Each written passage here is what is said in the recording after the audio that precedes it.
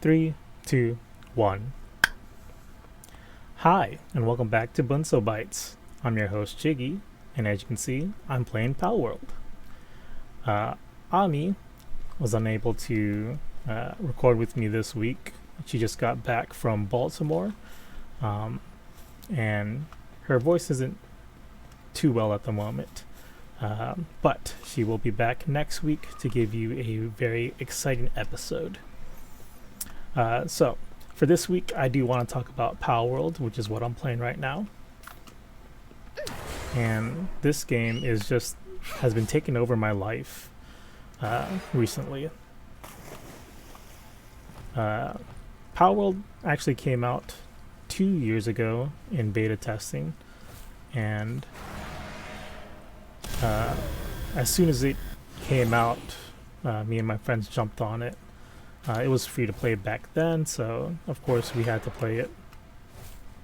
So we ended up playing that, and it was such a big hit when it first came out. You know, records of 2 million plus players playing at the same time, which broke a lot of records. But back then, it wasn't as great, you know. We still are doing the same things now as you were back then, but they've added so many different mechanics into the game, as well as more content. So I believe back then, I think the level cap may have been 50, and I got nowhere near that. I think we stopped playing once we hit like the beginning of level 30, because that's when it was really a grind just to even gain a single level. But now they've made it pretty easy to grind experience to get more levels, and they raised the level cap to level 80. So there's a lot more things that you can do, a lot more pals to find in the world, and yeah, it's such a great game right now. So a lot of people they say that Palworld is just a rip off of Pokemon, which, you know, in some aspects it can be, but at some point there's just going to be things that you're going to take from different games and put them all together, and then you're going to make something new. And you know, that's what I think this game is. It's a amalgamation of so many different mechanics from different games all put together in one. So like, of course, the whole capturing of pals is like from Pokemon, where you capture a Pokemon with a ball. In this game, you capture a pal with a sphere, and then you use your pals to help you in, you know, in all your aspects in this game. Oh no. Well. And there's other mechanics and other things that they pulled from different games that, you know, other players can see. So like, one of my favorite things is the limitation to the amount of items you can hold at the moment. It kind of makes me think of Monster Hunter, where you prepare for your hunt, and you can only bring so many things. And you know, in this game, you do have a limited slot. You can craft items to increase your slots, like in these last 2 rows. These weren't here originally, but there are items that can increase your item capacity. And me being a math guy, like, when I play games and I see numbers, I'm always in tune with, you know, can I make that number go up, or is that number going to kill me, or, you know, do I have enough of this currency to buy an item? And like in this game, well, as the gold coins, it can probably go infinitely, but like, all the other items in my inventory, they have a max capacity of 9,999. And to me, like, when I see these numbers, I'm like, can I make this number go up more? Is there a place where I can grind that can make that number go up? And that to me just provides endless hours of entertainment. So that's one thing that I like about the game. I do like that you're able to use the pals that you catch and mount them and use them in game. It makes traversing in the world so much quicker, because when you first start out the game you have nothing and literally you have to walk everywhere. So this is a nice touch in the game that you can use. Now you can use pals to help you traverse. You have pals that help you harvest, like this ore or these trees for supplies and items. You have pals that are strictly for attacking other pals, and there's pals that you just have in your party and they'll help you passively. So there's so many different things that you can do with these pals. And then certain pals have something called saddles, where you craft the item and then you can use unique abilities for each pal. So like this pal, the one that I'm riding right now, Eidrelon, you can't normally mount them and fly around on them, but at some point you can unlock the saddle for him in your tech tree and you'll be able to ride on them. Other pals you can use as weapons. So like there's one pal in here that I have not made the saddle for. It's called Jolt Hog, and this pal you can literally pick him up and throw him and use him as a grenade, and it just blows up as an electric grenade in front of that area. But there's so many different things that you can do this game. It's like there's no way that you will just get tired within like the first week. Now, does it get monotonous and very grindy? Yeah, of course, any game does. But I think this game provides so many different outlets for you to play the game that it will not feel monotonous. So right now I'm currently grinding through dungeons to get these things called remedies that will permanently increase the stats of your character. And I'm almost done with grinding this out. I have, I think, maybe 16 potions or 16 remedies to grind out to max out the stats on my character. So now that pal's dead, I'll show you real quick. I have these three maxed out already. I have this one maxed out, and I have weight left to go. So 17 more. I currently have 3 potions to increase that in my inventory. So 14 left. And that's just one thing that I want to do before I like move on and do other things in the game.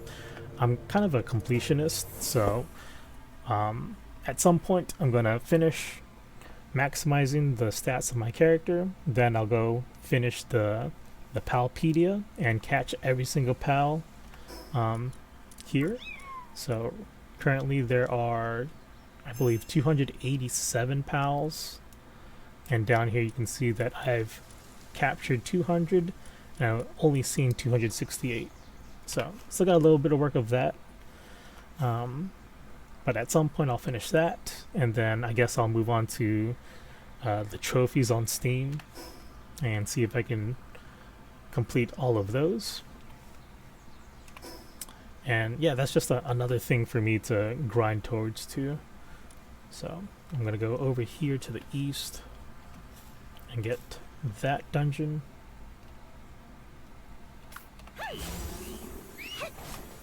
forgive me if I seem like I'm not doing anything at the moment. I'm not a mouse and keyboard player, so it does take me a little bit to get my hands on the right keys so that I'm pressing the right things. So yeah, Palworld kind of seems like it's Pokemon and Monster Hunter put together.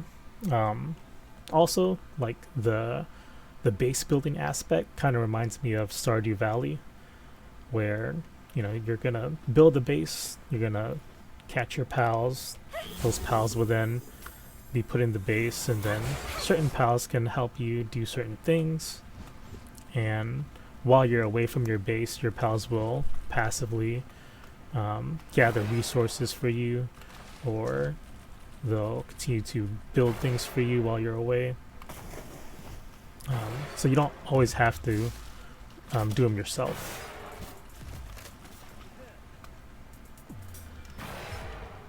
Now in Stardew Valley, I didn't really get too far in the game. I did the bare minimum to get myself a set to enter the caves.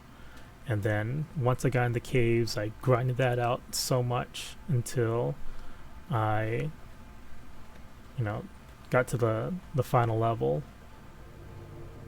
Seems like I've already done this one. So we're gonna get out of this one and we're gonna go south. So in Stardew Valley, I grinded out the caves. I did 10 levels at a time, and then I'd go back home, sleep for the night, come back, do another 10 levels, until I got comfortable with going like 20 levels or 30 levels. And at some point there is like a staircase or an elevator that'll take you to the last level that you completed. So maybe I remember it was like level 40 or something. They'll give you the first elevator. But yeah, after I completed all 120 levels in the caves, I literally just stopped playing because I was like, I'm not too into all the other aspects of this game, like fishing and harvesting your plants and stuff, or creating relationships with the people in the game. So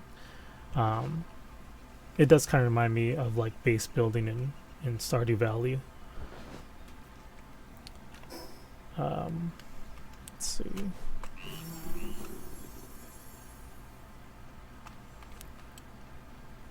Let's go to this other dungeon. So another aspect about the bases in this game, like I know there's like YouTubers out there that their sole purpose in this game is to create an aesthetic looking base, and there are certain sets that help you achieve that, but some of these players are just out of their minds.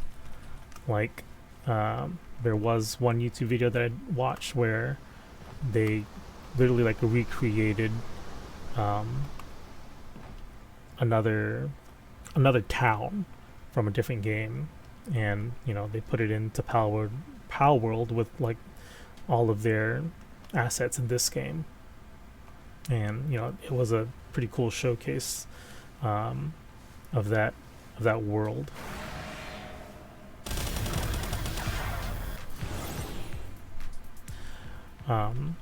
But for me, I'm not too into that. Like I don't have that architect type where I want to make everything look pleasing. To me, I just want to get the bare essentials to help me progress in the game, and then get me to a point where I can get to end game and do what I need to do. And then, if I'm willing, I'll go back and start a base from scratch and then make that look a bit better. But right now I just hit endgame, so I'm not really into grinding everything at the moment, but at some point I will, because that is just a part of the game that I will have to get into. Uh-oh. Don't blow up. Don't blow up. Oh no.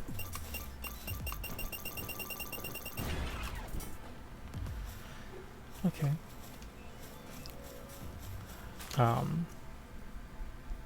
So yeah. Later on, Palworld, I'll have to take care of defeating the tower bosses again. So like these points right here, there's 1, 2, 3, 4, 5, 6, and then the other one is right here, 7. I haven't actually beat the last boss yet on normal, but there is a 8th boss on normal, and then you can recycle all of these bosses and do it on hard mode. What really intrigues me on this game is the difficulty spike. So right now everything's pretty easy, pretty chill, but I did try the first tower boss on hard, and it is ridiculously hard. I think I went in there and I just got one-shotted from the boss, and I was just like, okay, I'm not going to touch this until I min-max everything that I have. So that is another aspect of the game that I'm going to work towards too, and hopefully that will provide me hours of joy. If not, then I'll probably just stop playing the game if I fail ridiculously in that. What I wish you could do in Palworld is kind of like in Pokemon, where you can go against other players and battle them. But as of right now, they don't have that in this game. They have a PvE aspect. It's called the arena, where you take 3 different pals and go against the computer. And you know, when you win, you get certain rewards. I think they're called tickets, and you exchange that for other in-game items, which will hopefully help you out. But I believe the main aspect in this game is to min-max your pals, because there's so many different things that you can do with them. So let me go pull up this pal. So as you can see, you can get the level all the way up to 80, which is the max, and then you can actually switch out their attacks.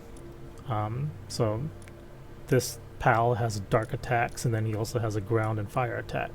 So depending on your situation, you may need to switch out the dark attack for a fire attack or something like that. But there's so much customizations that you can do with your pals that, you know, just trying to get an army of maxed out pals is going to take a lot of hours of dedication in the game. So here, each pal can hold 4 different passive skills. These 2 on the left, which are blue, they're called rainbow passives or rainbow skills, which gives you the most benefit in the game.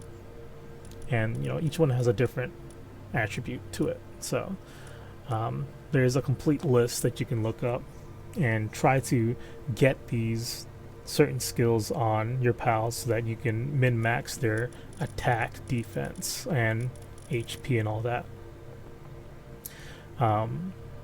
You can also, as you can see above your level, there's 4 stars here, which you can use copies of that same pal to increase the strength of a certain pal. This first star takes up 4 pals. This next star takes up 8. third star is 12, and the fourth star is 24. So in total, if you want to maximize your star rank on a certain PAL, you need 48 copies of it. So that gets into how grindy the game can be. And there are ways that you can alleviate the grind, but still, you're going to grind for certain things that will ultimately get you to the same goal. So,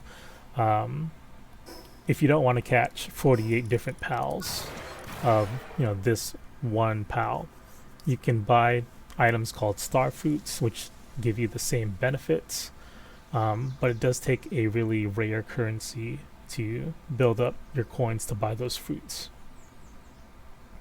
And as you can see down here, these are all the different, I guess, work suitabilities that certain pals can help you out on your base. And so certain pals can chop wood, mine ore, gather plants, create things on your base, carry items from wherever it was harvested to wherever it needs to be stored. Certain items can be farmed on a ranch so that you can create other things with. So there's a bunch of different things here that these pals provide.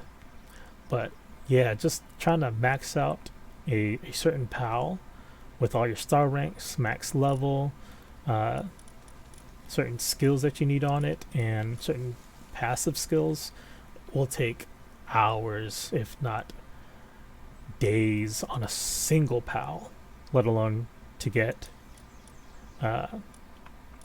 five of these maxed out pals, and then once you get into raids, 15 of these maxed out pals. So just lots of things that you can do.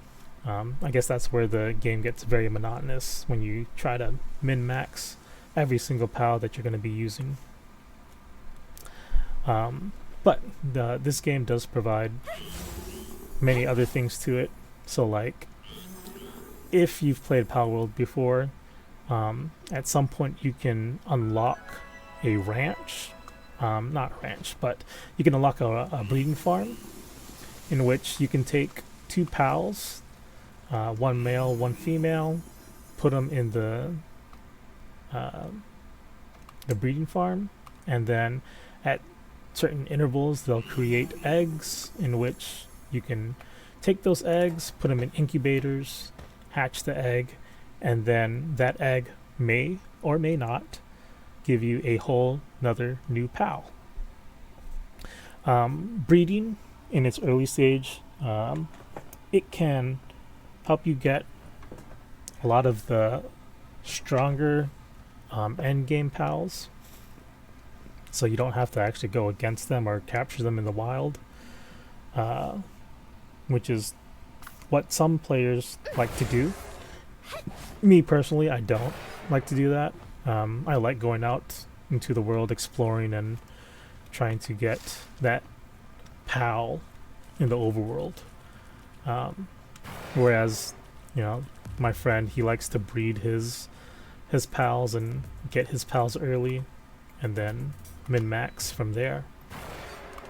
So totally two different approaches, but it still works towards the same end goal.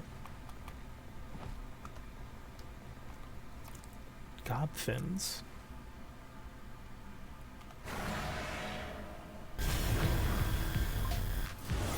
I missed. I don't need them anyways.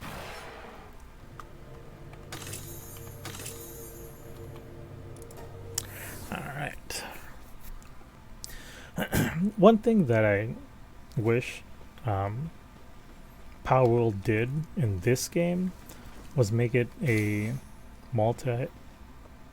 mass multiplayer online role-playing game, an MMORPG, where you can see other worlds or other players playing in the world, all at the same time, and not just like in this game where you can only have 24 or a max of 24 different players, but you know, hundreds and thousands of players all at the same time. But I guess, you know,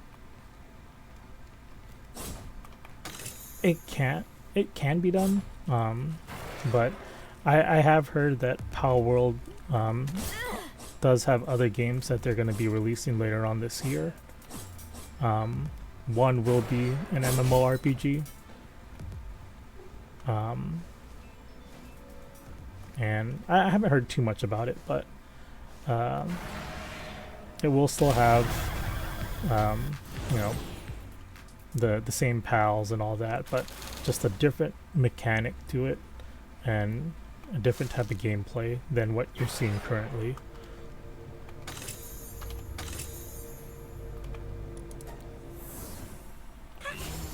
So one thing that Palworld does do right in this game is the ability for you to change the world settings.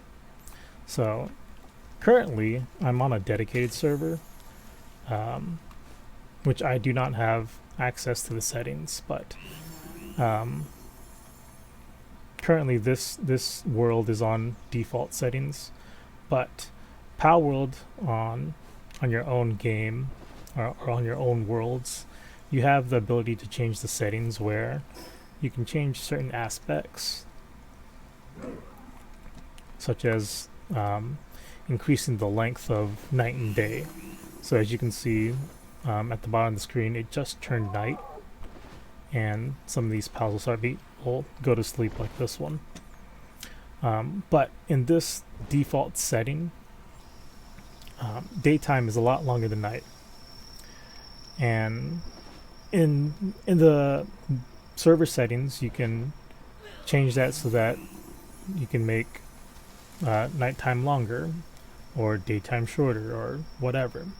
You can also change like the amount of XP that you gain from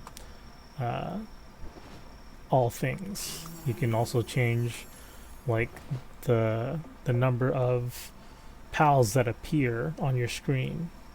You can go up as high as 3 times as the amount you see on screen. You can also change like the number of pals on a base, which is very helpful because then you're making more things, being more productive in your base. And so the seamless that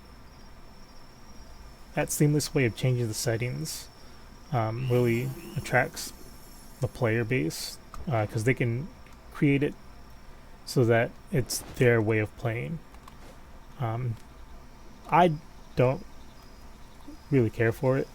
I don't mind playing on the default settings.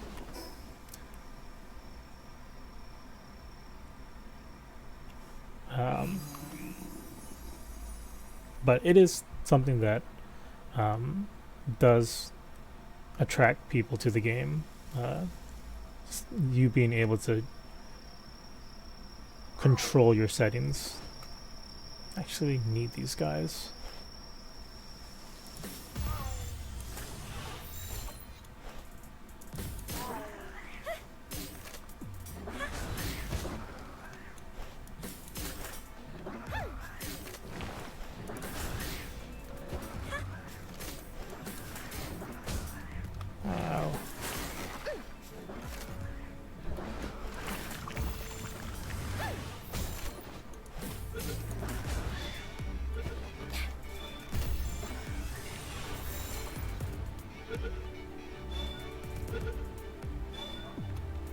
Cool. One thing that I will admit on this game is I have no clue what the actual story is to this game. But you know, not a lot of players really pay attention to the lore and what the game is about. A lot of players just want to get into it and just play a really good game, which, you know, that's completely fine.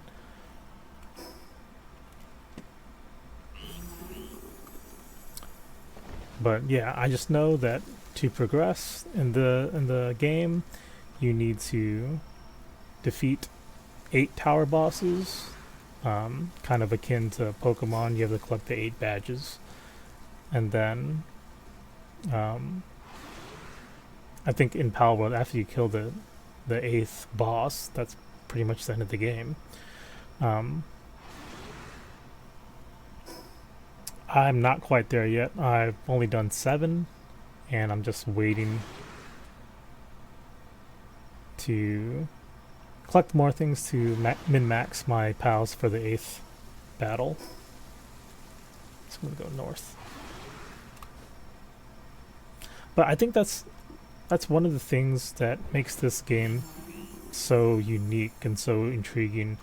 That's why you see so many people playing it right now. Is the freedom to do what you want when you want. Like a lot of, I guess, RPGs and a lot of games, they follow a certain linear path that you have to go through before you can actually free roam throughout the world and do things on your own. But not in this game. This game, you can literally go wherever you want to go on day 1 and explore whatever you want to explore. The caveat is you have to be strong enough to survive. That's all. And a lot of players, I guess they like that because, you know, it gives them a shortcut to get to the end game. And it's just a different way to play. I guess at some point, I will try to complete everything in this game. So like here's the technology tree. Down here you can see there's technology points. The one in blue, of course, are the points that you use for the blue side. The one in purple is the one on the purple side. As you can see, I have a lot of the beginning items, but once you hit level 26 right here, I'm missing things. And the technology points that you gain just from leveling will not allow you to get every single item on here, but there is a way that you can grind dungeons for items called manuals that will give you the points needed to unlock all of these other ones. So that is something that I am currently doing while I am trying to max out my stats, and it's just another thing for you to build towards too. So for me as a completionist, I am gonna unlock every single item in here. These things that are unknown yet, once I catch all the pals, then it will unlock, and then I'll experiment with those and see, you know, what's the use for each item. But there's so many different things that you can access in the game, and so many different weapons, different items, different structures, even cosmetics. But that is one thing that I will in time complete, along with the Palpedia, catching everything, min-maxing my stats as well as my party stats. So, but it will just come with time, and hopefully I don't get burned out from the game and just end up dropping it within like the next week or so. This game is tons of fun. Like if you have a group of friends, you know, all of you can go into the same world and start your journey together, help each other out. But yeah, that's going to be it for this episode. Like, comment, and subscribe. Tell me, you know, have you played Palworld? What do you think about it? Yeah, leave me a comment. Hope you guys enjoyed this one, and I will see you in the next one. Bye!